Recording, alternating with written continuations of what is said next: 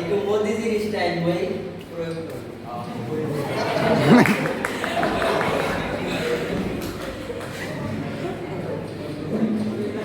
মোদিজি যেতিয়া ভাষণ দেয় মই মাজে মাজে শুনি থাকো। প্ৰথমতে এইটো ষ্টাইলত ভাষণটো আৰম্ভ কৰে। তেওঁক মই বহুত কিছু মানে ভাষণৰ ষ্টাইলত মই মোদিজিক বহুত ফলো কৰোঁ। কৰিব লাগে ডাঙৰ মানুহ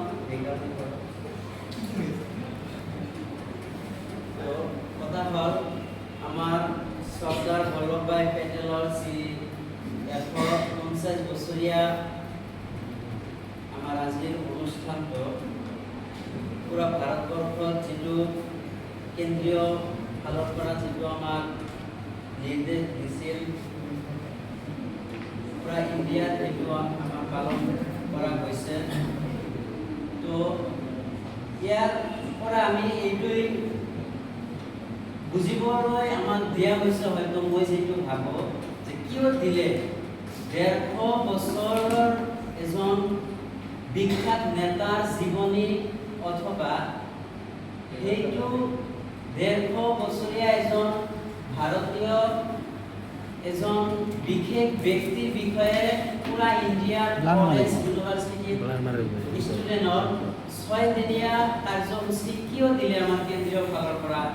মাজতে ক্লাছো আছে পুৰা ইণ্ডিয়া। কেন্দ্ৰীয় চৰকাৰে এইটো জানে যে ইউনিভাৰ্চিটি কলেজত ক্লাছ এক্সামিনেশ্যন এইবিলাকতো হ'বই, তাৰ মাজতেও আমাক 6 দিনীয়া কাৰ্যসূচী কিয় দিলে, সেইকাৰণে 7 দিনীয়া কাৰ্যসূচী কিয় আমাক দিলে মই নিজৰ পৰা কৈ আছোঁ যে হয়তো এইকাৰণে দিছে যে চৰ্দাৰ বল্লভভাই পেটেলৰ কাৰণে আমাৰ আজি যে এক ভাৰত আত্মনিৰ্ভৰশীল ভাৰত আমি পাইছোঁ, এইটো একমাত্ৰ তদানীন্তন নেতা চৰ্দাৰ বল্লভভাই পেটেলৰ দ্বাৰাইহে হৈছে। আমি গম পাম হায়দৰাবাদ আৰু বিশেষ কিছু অঞ্চল আমাৰ সেই সময়ত ভাৰতৰ লগত চামিল হোৱাতকৈ বিৰত থাকিবলৈ চেষ্টা কৰিছিল, কিন্তু সেই সময়ত এণ্ট্ৰি লৈছিল আমাৰ চৰ্দাৰ বল্লভভাই পেটেল।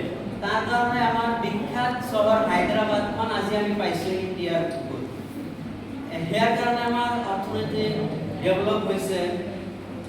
আৰু অসমৰ মানুহ যিহেতু আমি নৰ্থ ইষ্টৰ, ইয়াৰ লগতে অসমৰ বিখ্যাত এজন প্ৰাক্তন মুখ্যমন্ত্ৰীৰ কথা আমাৰ উল্লেখ কৰিবলৈ